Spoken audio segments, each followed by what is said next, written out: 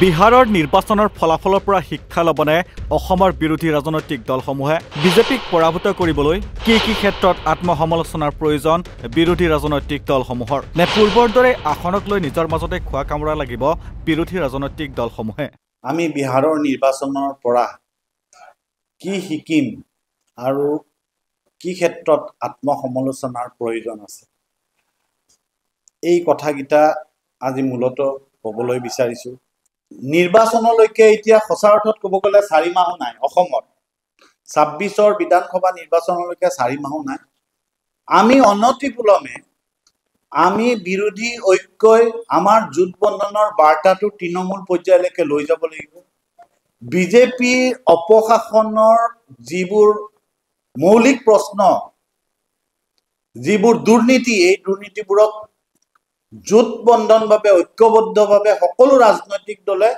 তৃণমূল পৰ্যায়ৰ জনগণৰ মাজলৈকে এতিয়াই লৈ যাবলৈ সক্ষম হ'ব লাগিব আৰু প্ৰতিটো সমষ্টিৰ জনগণয়ে এটা কথা তেওঁলোকৰ মনত এটা স্পষ্ট ধাৰণা হ'ব লাগিব যে তেওঁলোকৰ সমষ্টিটোৰ পৰা কোনটো ৰাজনৈতিক দলে প্ৰতিনিধিত্ব কৰিব তেতিয়াহে আমি বিহাৰৰ যিটো ভুল মহাজোট বন্ধনে কৰিলে সেই ভুলটোৰ পুনৰাবৃত্তি অসমতো নহব ইতিমধ্যে বিহাৰত পুনৰ ক্ষমতালৈ আহিছে এনডিএ মিত্ৰজোঁট বিহাৰৰ বিধানসভা নিৰ্বাচনত এনডিএ 202খন আসন লাভ কৰি বৃহৎ জয় লাভ কৰিছে 2020 চনৰ বিধানসভা নিৰ্বাচনত এনডিএ লাভ কৰিছিল 125খন আসন তাৰ তুলনাত 77খন আসন অধিক লাভ কৰাৰ বাবেই এনডিএৰ জয় অতি গুৰুত্বপূৰ্ণ হিচাপে বিবেচিত হৈছে আনহাতে ইণ্ডিয়া ব্লক বা মহাজোট বন্ধনে মাত্ৰ 25খন আসনতেই সন্তুষ্ট থাকিবলগীয়া হয় নেতৃত্বত থকা ৰাষ্ট্ৰীয় জনতা দলে 25খন আসন লাভ কৰাৰ বিপৰীতে কংগ্ৰেছে 6খন CPIML 2খন CPIMে 1খন আৰু ইণ্ডিয়া ইনক্লুচিভ পাৰ্টিয়ে 1খন আসন লাভ কৰিবলৈ সক্ষম হৈছে 2020ৰ বিধানসভা নিৰ্বাচনত 110খন আসনৰ তুলনাত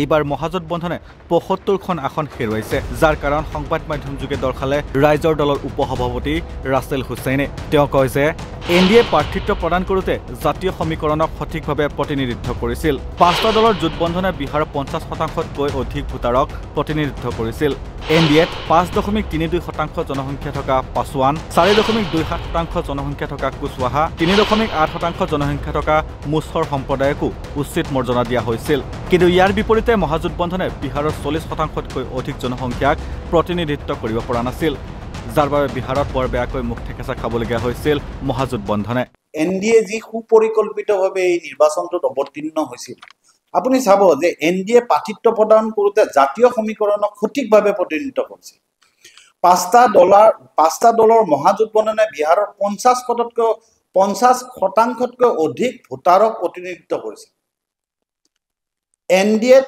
5.32% জনসংখ্যা থকা পাছোৱান 4.27% জনসংখ্যা থকা কুশৱাহা আৰু 3.08% জনসংখ্যা থকা মুছহৰ সম্প্ৰদায়কো উচিত মৰ্যাদা দিছিল তেওঁলোকে ইয়াৰ বিপৰীতে মহাজোট বন্ধনে তাৰ মানে আৰজেডি নেতৃত্বাধীন যিটো মহাজোট বন্ধন তেওঁলোকে বিহাৰৰ 40%তকৈ অধিক জনসংখ্যাক প্ৰতিনিধিত্ব কৰিবই নোৱাৰে প্ৰাৰ্থিত্ব দিবই নোৱাৰে 40% জনসংখ্যাক তেওঁলোকে প্ৰতিনিধিত্ব কৰি প্ৰাৰ্থিত্ব প্ৰদান কৰিব নোৱাৰে এইটো এটা ডাঙৰ বিফলতা পিছে বিহাৰৰ মহাজোট বন্ধনে যি ভুল কৰিলে অসমৰ ৰাজনৈতিক দলসমূহেও সেই একেই ভুলৰ দিশে ধাৱমান নেকি ইতিমধ্যে শাসক বিজেপিক 2026 চনৰ বিধানসভা নিৰ্বাচনত প্ৰতিহত কৰিবলৈ একত্ৰিত হৈছে বিৰোধী ঐক্য বিজেপিৰ অপশাসনৰ পৰা ৰাজ্যক মুক্তি দি এখন সমৃদ্ধ আৰু ন্যায়ভিত্তিক চৰকাৰ গঠন কৰাৰ লক্ষ্যৰে প্ৰত্যেকবাৰে নিৰ্বাচনৰ পূৰ্বে একত্ৰিত হয় সকলো বিৰোধী ৰাজনৈতিক দলসমূহে কিন্তু অৱশেষত আসনৰ মোহৰ বাবে বৈৰী হ'ব লগা হয় বিৰোধী ৰাজনৈতিক দলসমূহ যাৰ বাবে তৃণমূল পৰ্যায়ৰ লোকসকলৰ কাষ চাপিবলৈ ব্যৰ্থ হয় বিৰোধী ঐক্যই নিৰ্বাচনলৈকে এতিয়া সঁচা অৰ্থত ক'ব গ'লে 4 মাহো নাই অসমত 26ৰ বিধানসভা নিৰ্বাচনলৈকে 4 মাহো নাই আমি অনতিপলমে আমি বিৰোধী ঐক্যই আমাৰ জোট বন্ধনৰ বাৰ্তাটো তৃণমূল পৰ্যায়লৈকে লৈ যাব লাগিব বিজেপি অপশাসনৰ যিবোৰ মৌলিক প্ৰশ্ন যিবোৰ দুৰ্নীতি এই দুৰ্নীতিবোৰক জোট বন্ধনভাৱে ঐক্যবদ্ধভাৱে সকলো ৰাজনৈতিক দলে তৃণমূল পৰ্যায়ৰ জনগণৰ মাজলৈকে এতিয়াই লৈ যাবলৈ সক্ষম হ'ব লাগিব আৰু প্ৰতিটো সমষ্টিৰ জনগণে এটা কথা তেওঁলোকৰ মনত এটা স্পষ্ট ধাৰণা হ'ব লাগিব যে তেওঁলোকৰ সমষ্টিটোৰ পৰা কোনটো ৰাজনৈতিক দলে প্ৰতিনিধিত্ব কৰিব। তেতিয়াহে আমি বিহাৰৰ যিটো ভুল মহাজোটবন্ধনে কৰিলে সেই ভুলটোৰ পুনৰাবৃত্তি অসমতো নহ'ব। আৰু সেইকাৰণে আমি বিৰোধী ঐক্যৰ এটা অংশীদাৰী ৰাজনৈতিক দল হিচাপে ৰাইজৰ দলে এটা কথা আহ্বান জনাওঁ, যাতে এই ঐক্যবদ্ধতাৰ যি বাৰ্তা এয়া অনতিপলমে তৃণমূল পৰ্যায়লৈ যাতে লৈ যোৱাৰ কাৰণে সকলো ৰাজনৈতিক দলে তৎপৰতাৰে এই ব্যৱস্থা লয়। ইয়াৰ সমান্তৰালভাৱে তেওঁ কয় যে বিহাৰত নীতিশ কুমাৰে চৰকাৰ গঠন কৰাৰ মূল নিৰ্বাচনী ইচ্ছু আছিল লালু প্ৰসাদ যাদৱৰ ২০ বছৰৰ পূৰ্বৰ দুৰ্নীতিৰ ইচ্ছু। এতিয়া অসমতো বিজেপি তথা মুখ্যমন্ত্ৰী হিমন্ত বিশ্ব শৰ্মাৰ দুৰ্নীতিৰ বিৰুদ্ধেই ২৬ৰ বিধানসভা নিৰ্বাচনত ভোট প্ৰদান কৰিব জনসাধাৰণে। কাৰণ ভাৰতবৰ্ষৰ ভিতৰত আটাইতকৈ দুৰ্নীতিপৰায়ণ মুখ্যমন্ত্ৰীগৰাকী হ'ল হিমন্ত বিশ্ব শৰ্মা। মুখ্যমন্ত্ৰীৰ পৰিয়ালৰ ভূমি কেলেংকাৰী, PPKত কেলেংকাৰী, সাৰদা কেলেংকাৰীৰ কথা আজিও সজীৱ হৈ আছে। বিজেপি দলটোৱে বহু ক্ষেত্ৰত উৎফুল্লিত হৈছে যে বিহাৰৰ নিৰ্বাচনৰ ফলাফল এনেকুৱা হ'ল আৰু সেইকাৰণে অসমতো বিহাৰৰ দৰে ২৬ত নিৰ্বাচনৰ ফলাফল হ'ল।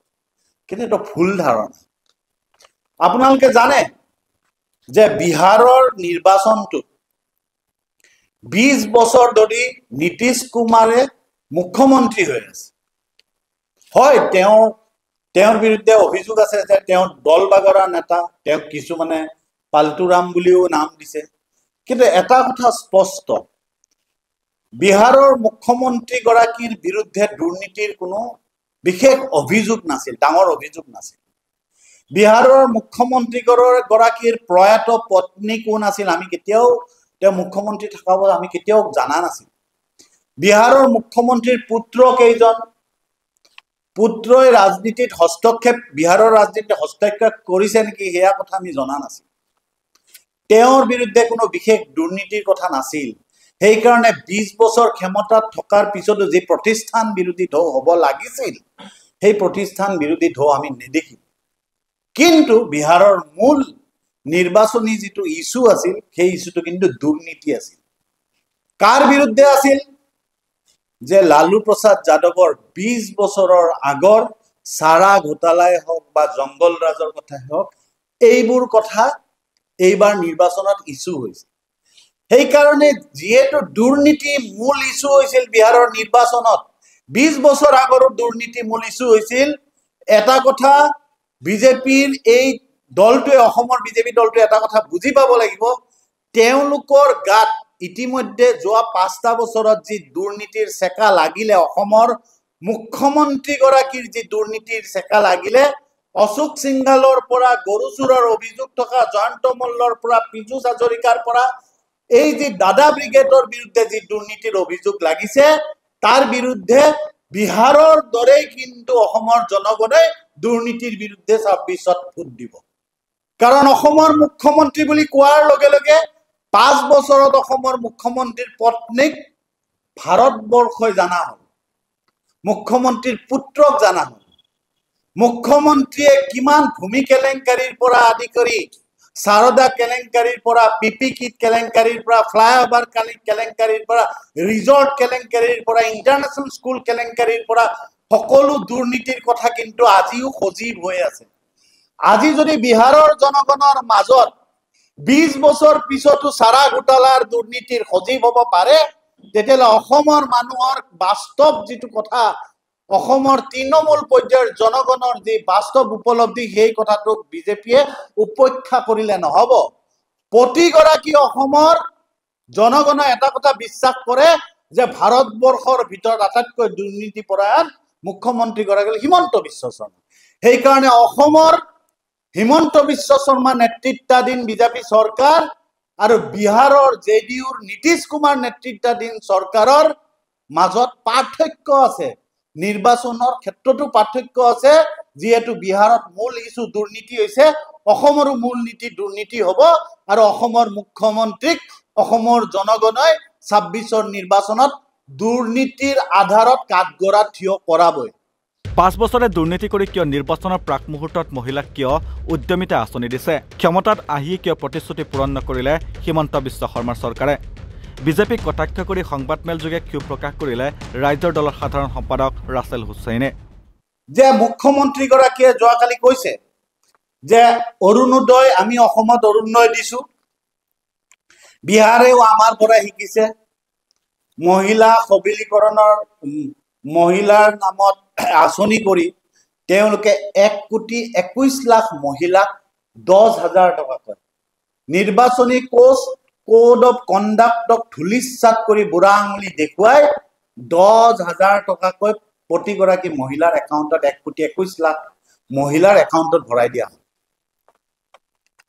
আমি ভাল পাইছো। উন্নয়নগামী ৰাষ্ট্ৰ এখনত ৰাষ্ট্ৰৰ দায়িত্ব ভোষাতুৰ, শোষিত, নিষ্পেষিত, দৰিদ্ৰ জনগণক ৰাষ্ট্ৰই দায়িত্ব ল'বই লাগিব, কিন্তু সেই দায়িত্ব ভোট কিনাৰ বাবে নহয়। সেই দায়িত্ব ভোট কিনাৰ বাবে নহয়। যি ভোট কিনাৰ কাৰণে এতিয়া আমি দেখিছো যে মহিলা উদ্যমিতাৰ নামত গোট এটা গোটক 10,000 টকাকৈ অসমৰ মুখ্যমন্ত্ৰীয়ে দিয়া আৰম্ভ কৰিছে।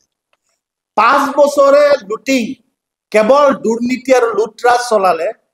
কিয় নিৰ্বাচনৰ প্ৰাক মুহূৰ্তত 5 বছৰ অপেক্ষা কৰি মহিলাক উদ্যমিতাৰ নামত 10,000 টকাকৈ এটা গোটক দিব লগা হ'ল? ক্ষমতাত আহিয়ে নিৰ্বাচনী প্ৰতিশ্ৰুতি পূৰণ নকৰিলে কিয়? বিহাৰতো একেই কথা। ভোট কিনাৰ বাবে কোড অফ কণ্ডাক্ট ধুলিচ্ছাত কৰি নিৰ্বাচনৰ প্ৰাক মুহূৰ্তত 10,000 টকা কিয় দিব লগা হ'ল? বিহাৰৰ 2020 চনৰ নিৰ্বাচনতে নিৰ্বাচিত হৈ নীতিশ কুমাৰে কিয় এই পদক্ষেপটো নললে? এই যিটো ভোট কিনাৰ পৰম্পৰা, এই পৰম্পৰাটোক আঁতৰ কৰিব